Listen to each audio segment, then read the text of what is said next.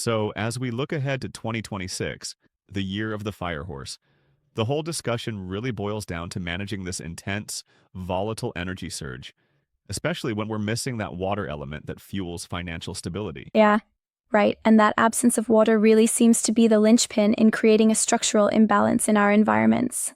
It's just fascinating how the elemental gap can impact both personal vibes and economic momentum. Absolutely. I mean, the argument goes that while the fire element gives us speed and resourcefulness, without water, our finances and stability are at risk, which makes precise directional and elemental management a must have strategy.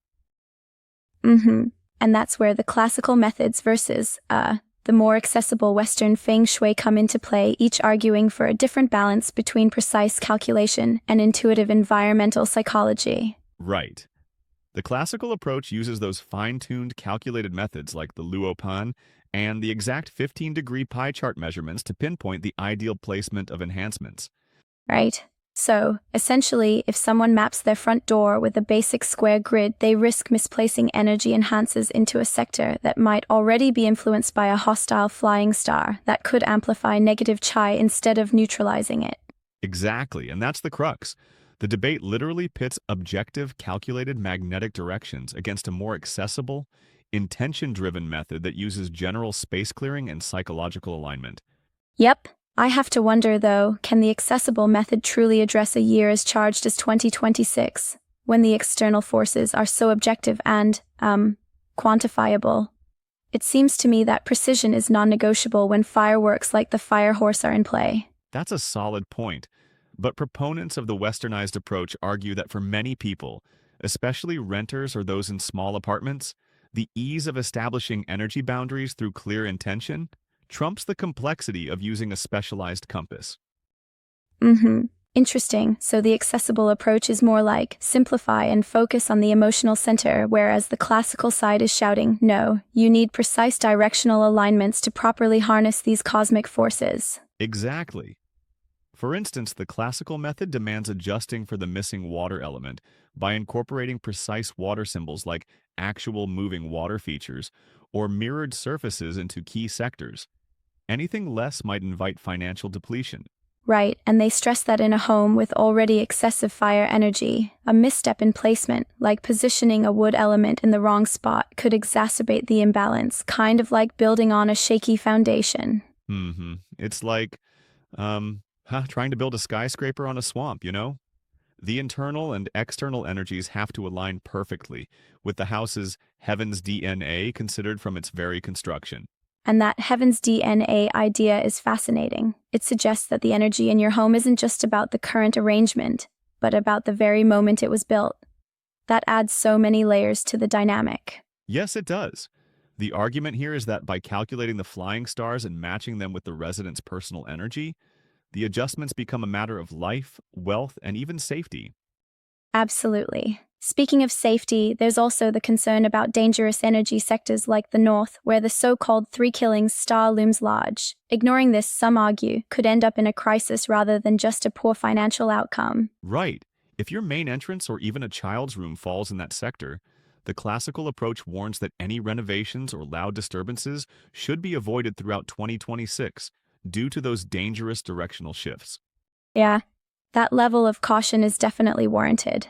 Yet from a practical standpoint for many homeowners, isn't strict adherence to such precision often too rigid? I mean, not everyone has the means to install a high-end compass or do a full structural analysis. You bring up an important critique.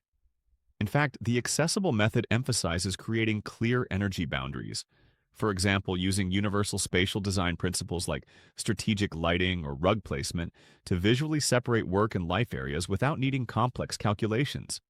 Mm-hmm. So, it sounds like the argument really divides into two camps. One that relies on the rigorous, almost scientific approach of classical feng shui, and the other that leverages psychological mindfulness and intuitive energy management for everyday spaces. Exactly.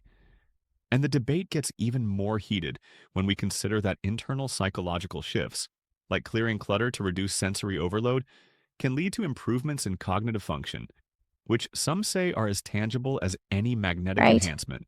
I see. So a practitioner might argue that by establishing a no-clutter zone for meditation in the knowledge gua, For instance, someone can achieve energy completion without having to rely solely on calculated physical adjustments. Yes, that's the personal ritual approach, which often uses the bagua as a kind of emotional and spiritual acupuncture map. It's more about aligning your internal state with your environment. Yep, but then, the classical camp would counter that such emotional alignment, while valuable, doesn't substitute for the necessity of directional precision, especially when facing annual annihilitions like hostile stars. Don't you think? I do. In fact, they argue that calculating the exact magnetic influences, like ensuring your front door aligns correctly with the Earth's branches and the designated 15-degree segments, is essential to truly harness the energy of the year. Yeah. It's almost like riding a fast-moving current. The margin for error is so slim that even a slight miscalculation could send you spiraling off course. Exactly. And that brings us to the idea of the pre-existing illness of a house. If a home already has structural imbalances, say too much fire and too little water, then any adjustment, even a well-intentioned one, might end up pushing things over the edge, leading to burnout or financial depletion. Right, which is why some insist that you have to treat the house's foundational issues first before applying those annual energy cures. You can't just slap on a rose quartz heart in the love gua and expect everything to magically balance out. Exactly. The ritual isn't merely decorative, it's symbolic, a targeted psychological release that needs to correspond with the house's elemental blueprint derived at construction. Yeah. And then, there's that intriguing case where a client's persistent mental chaos was resolved by clearing out items tied to past financial failures.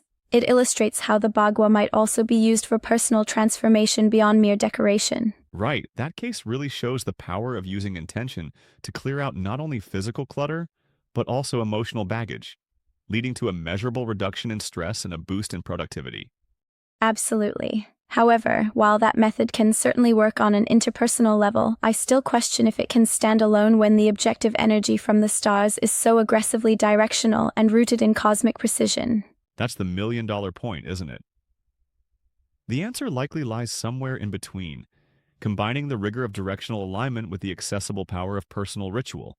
Yes, indeed. Maybe a balanced approach is the key, using a precise compass reading for major structural interventions while also embracing the psychological benefits of general intent and space-clearing rituals. Exactly, it's a bit like mixing a high-octane fuel with a gentle oil change. You need both speed and maintenance. I like that analogy. And speaking of maintenance, what do you make of the advice regarding the center of the home? The idea of placing a powerful enhancer right in the geometric center to harness the victory star energy sounds almost ritualistic. It does have that ritualistic flair, but it's grounded in the concept that the center or Tai Chi area influences the entire house. With the victory star eye flying in, it means that once you correct that central energy, the positive flow spreads, completing long-stalled endeavors. Right? And yet, some would argue that personal ritual could replicate that same completion energy without having to invest in a costly, commercial amulet. It's, a case of whether personal healing alone can alter the physical energy flow. True, and that's where the debate remains dynamic. Intention-driven clearing can indeed produce a remarkable shift. I've heard of cases where residents experience sudden clarity after just decluttering a single room, deemed the knowledge gua. Yeah. Yet for a year as tumultuous as 2026, the strict measurement and correction offered by classical feng shui might, after all, provide the more reliable safety net against those objective annual annihilitions. Absolutely, that's the dichotomy. One side trusts the calculated method of the Luopan and the flying stars, while the other trusts in targeted, emotionally driven transformation of space. So, if I were to sum it up, we're looking at two complementary strategies: a detailed directional approach for those who can invest the time and resources, and an accessible, intention-based method for everyday harmony. Would you agree? I would. It's the art of balance, using every tool at your disposal to create an environment that not only supports your ambitions for the Firehorse year, but also neutralizes the inherent imbalance with its missing water element. Exactly. And perhaps the real takeaway is that, no matter which method you lean towards, both remind us that our surroundings are intricately linked to our inner state, a reminder that aligning our internal and external worlds remains the ultimate goal. Absolutely, and in a year as charged as 2026, that alignment isn't just beneficial, it's essential. Yeah.